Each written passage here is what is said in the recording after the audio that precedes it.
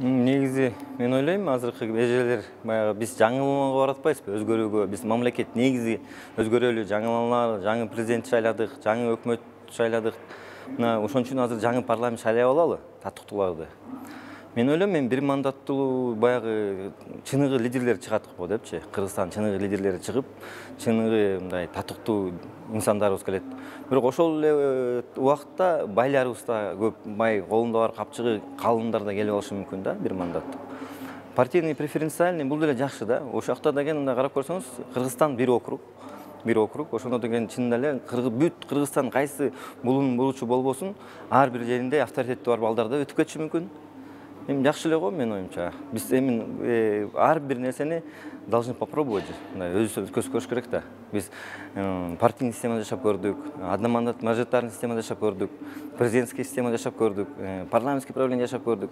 Эми азыр ушинтип жашап көрөлү.